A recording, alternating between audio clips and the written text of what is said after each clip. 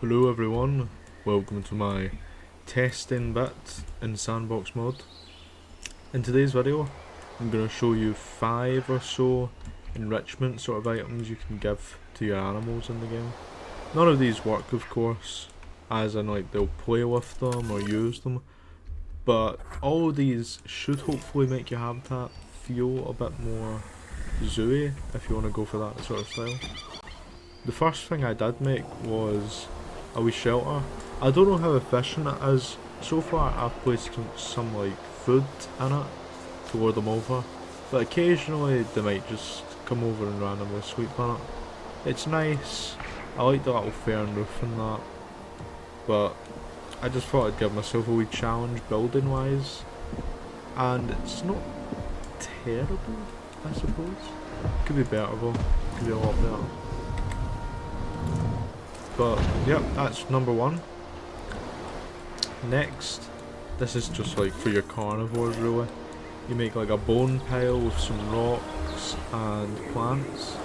What I did here was like a dead apatosaur basically. And it's like being on this rock, the meat and the rib cage and all that out. Carnivores will eat from this, but it might look a bit weird. You know, like phasing through the rib cage sometimes if you're eating from these sides. Other than that, it looks really cool. And yeah, if you want to have meat feeders in your ecosystems, it'd be good. This is a good time to say. All these will be on the workshop, except maybe like 1 or 2. One of these being the meat hanging. I don't think this will be on the workshop, because there's already like far better versions of this.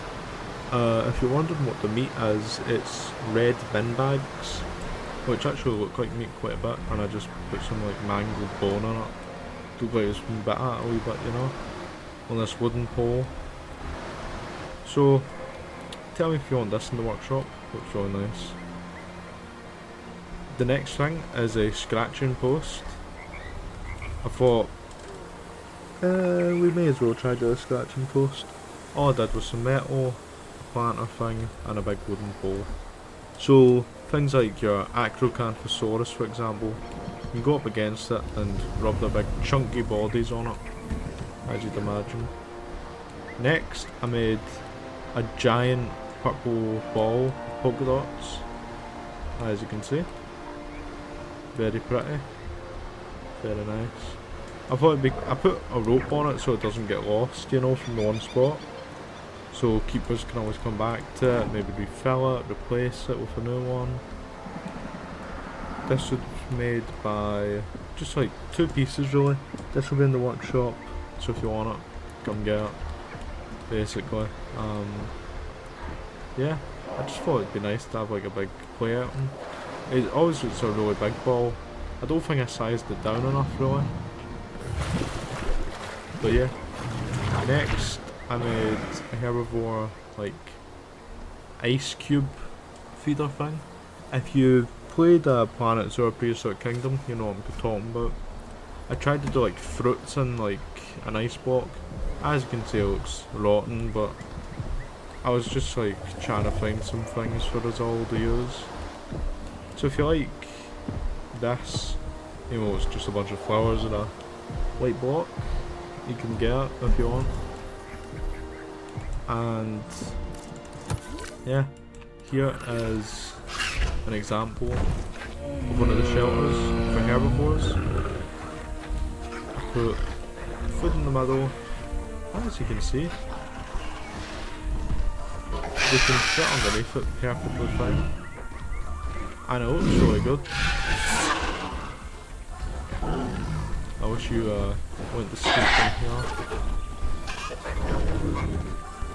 You know, I do hope eventually we do get like working beds for them to sleep on, and also like enrichment items. Would really bring them, you know, like more to life, you know. But that's all for the shelters for now. I put a ball in here for the Triceratops. The last thing I want to show you is a cave. This is more like for an attraction idea, I'd say. bit of enrichment as well.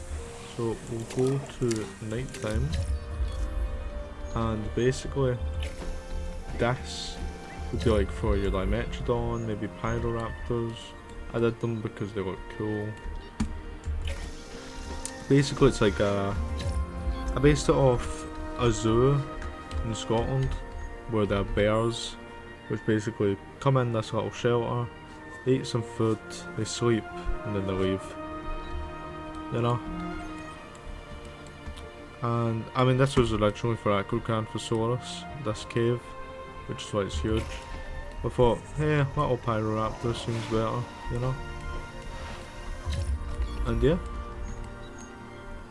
That is all my tips and enrichment items for you to try and implement into your parks. I hope you all enjoyed. Tell me what other tips and tricks you'd like to see me cover in Evolution 3 videos. And apart from that, I'll see you all next time. Toodaloo!